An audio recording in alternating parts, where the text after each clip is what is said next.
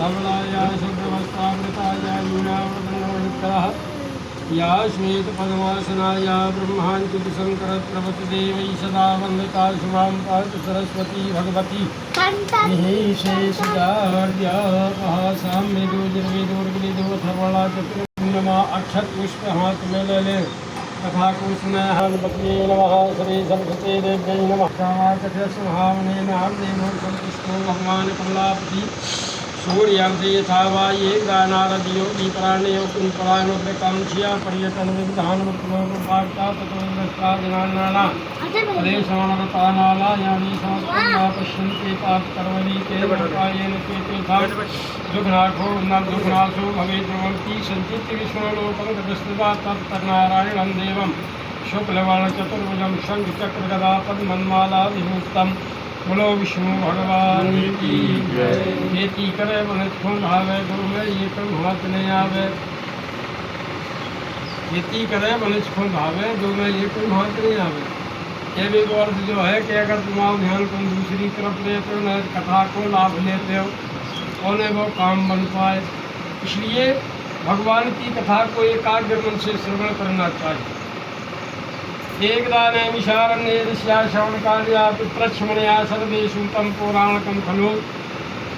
एक बार नैमिषारण्य क्षेत्र में शौनकादि 88,000 ऋषिगण आपस में विचार करते हैं कि संसार के जितने प्राणी हैं अनेक योनि में जन्म लेकर पाप कर्मों को भोग रहे हैं, उनका उद्धार कैसे होगा। काहे कि कैसे मनुष्य ही यही संसार के कैसे मनुष्य हैं कि भगवंत कथा न रुचेगी जिन्हें नहीं शास्त्र का, कि जितने संसार के प्राणी हैं अनेक योनि में जन्म लेकर पाप कर्मों को भोग रहे हैं।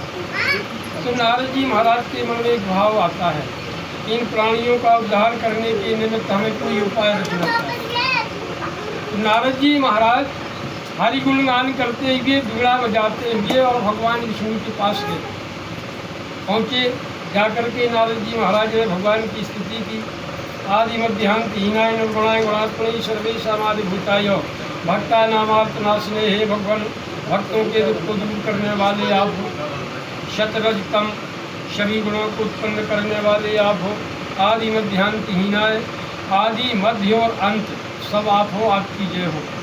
तो नारद जी महाराज जब पहुँचे तो भगवान की स्तुति की तो भगवान को समझ गए कि नारद जी महाराज आ गए हैं, अब ये कछु न कछु कोई न कोई कथा को निर्माण हो गया है। जहाँ पहुँचते तो कथा बन जाती है। कहा नारद जी महाराज से भगवान ने कि नारद इस समय तुम कहाँ से आ रहे हो। तो नारद जी ने कहा प्रभु इस समय मृतलोक से आ रहे हैं। मृतलोक के जन सकल हैं युक्त कलेश अनंत के ही उपाय से मुक्त हों तुम कहो भगवान।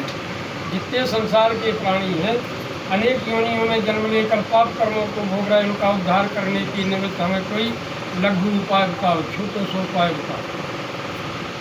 तो नारद जी महाराज के पूछने पर भगवान ने केवल सत्य का आधार बताया। सत्य ही नारायण है, नारायण ही सत्य है, केवल सत्य का आधार बताया।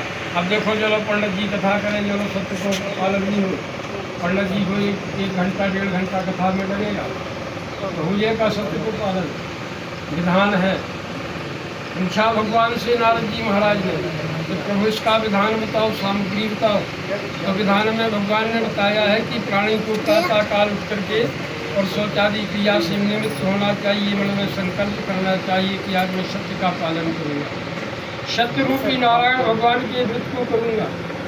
सामग्री में बताया केले का फल, घी, दूध, गेहूँ का आटा इत्यादि जो भी खाने योग्य पदार्थ हैं भगवान के सामने भोग के रूप में अर्पण करो, सत्य को पालन करो। और जिस दिन भी व्रत को किया जाए उस दिन सारा समय भगवान के भजन कीर्तन में व्यतीत होना चाहिए। भगवान ने नारद जी महाराज को ये बताया था। और इस कथा को सूत जी महाराज ने नैमिषारण्य क्षेत्र में शौनकादि 88,000 ऋषियों के समक्ष संसार के प्राणियों का उद्धार करने के निमित्त कथन की गई थी। वो ये कथा सुनाई थी उन्होंने।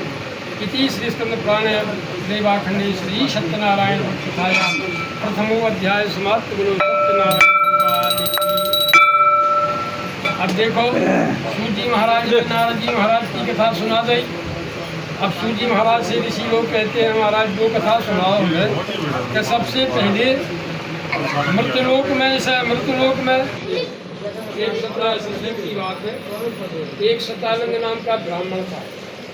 वह ब्राह्मण इतना कंगाल था, भिक्षा मांग करके ही अपने कुटुंब का भरण पोषण करता था। भगवान को दया गई ब्राह्मण के ऊपर।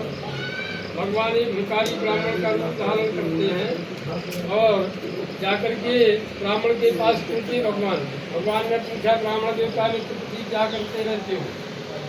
तो ब्राह्मण ने कहा, महाराज भिक्षा मांगते फिरते हैं, मांग करके ही तो कोई उपाय अगर आपके पास हो तो हमें बताओ।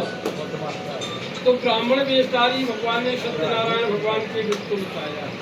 सारा विधान सामग्री उपाधि भगवान को चले गए। अब इसके बाद में जब ब्राह्मण घर पहुंचा, रात्रि में उसने शयन किया तो उसने चिंतन किया, उनको नहीं कर पाते, करेंगे कैसे? इस चिंता में उसे निद्रा नहीं आई।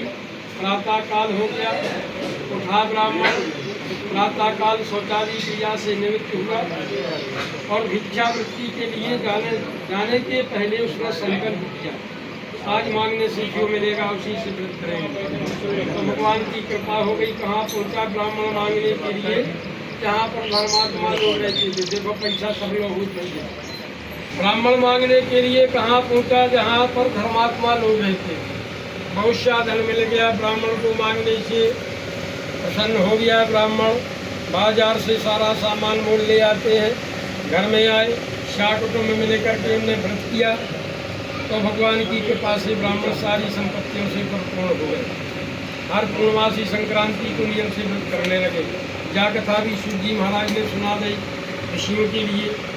अब ऋषि लोग कहते हैं, महाराज ब्राह्मण के मुखार बिंद से इस व्रत को किसने सुना, किसने देखा, कथा सुनाओ।